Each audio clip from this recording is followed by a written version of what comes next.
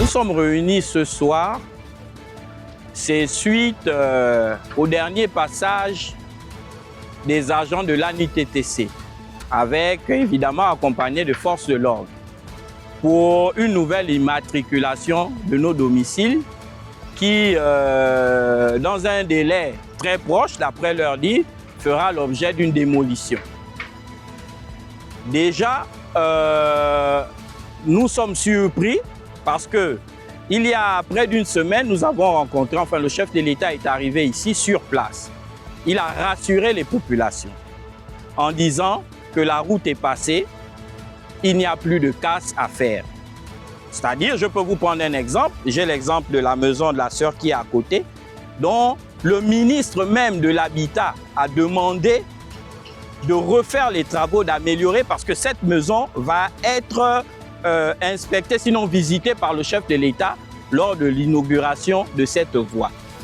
Mais force est de constater que après le départ et après la confirmation du ministre de l'Habitat, force est de constater que les agents de l'ANITTC, accompagnés de forces de l'ordre, sont revenus pour réimmatriculer ces maisons qui avaient déjà été épargnées de la casse parce que ils n'étaient plus sur l'emprise, enfin ils n'ont jamais été sur l'emprise de la route. Ils ont immatriculé et en disant ça va faire l'objet d'une destruction d'ici peu. Et quand on pose la question à ces agents de savoir mais c'est quoi le projet, quelle est la décision, enfin quel est est-ce que vous avez un document qui d'abord informe les populations de votre démarche? Ils nous disent non, nous sommes envoyés. Attendez, le gouverneur va vous appeler. À partir de là, vous irez discuter avec. Mais nous venons immatriculer afin de pouvoir démolir vos maisons. Maintenant, j'ai posé particulièrement la question à un des agents en lui disant que mais vous immatriculez chez moi, mais pourquoi l'immeuble qui est à côté n'est pas immatriculé? Il me répond en me disant, quand vous regardez votre maison et quand vous regardez l'immeuble, est-ce que même vous-même, il y a comparaison? Tout de suite, je tombe des nues. Je lui dis, mais non. Si lui, il a construit parce qu'il a des milliards, il a construit un immeuble, mais moi, avec mes 100 000, j'ai construit une maison. Il a acheté la brique à 350, moi aussi, j'ai acheté la brique à 350. Donc, comparaison n'est pas forcément raison. Donc, à un moment donné, on s'est vu et on est en train de se voir désabusé et nous sommes sûrs, enfin, là encore, je me dis, que le chef de l'État n'est pas au courant de ce qui est en train de se faire après son passage ici. Donc, d'où la mobilisation aujourd'hui pour attirer l'attention déjà des pouvoirs, des tenants du pouvoir et de leur dire que vous avez décidé peut-être d'avoir un projet et de déguerpir les gens. Nous ne sommes pas contre. Au contraire, non, nous ne pouvons pas nous opposer. Mais ayez la manière. Ayez la communication parce que nous n'avons aucune information.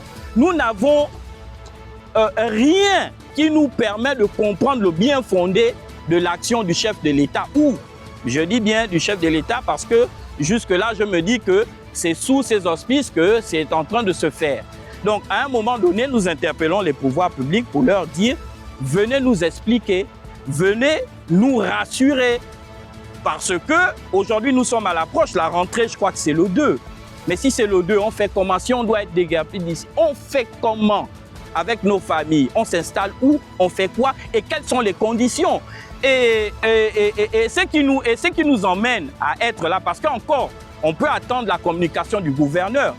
Mais vous voyez les travaux qui ont été effectués pour la voie. Ceux qui ont été impactés par le passage de la voie, qui sont allés au gouvernorat, pour pouvoir, je ne sais pas, avoir gain de cause, mais les retours qui nous reviennent ne sont pas bons. Il y a une pratique qui existe là-bas que nous ne connaissons pas. Comment ils font pour évaluer les maisons?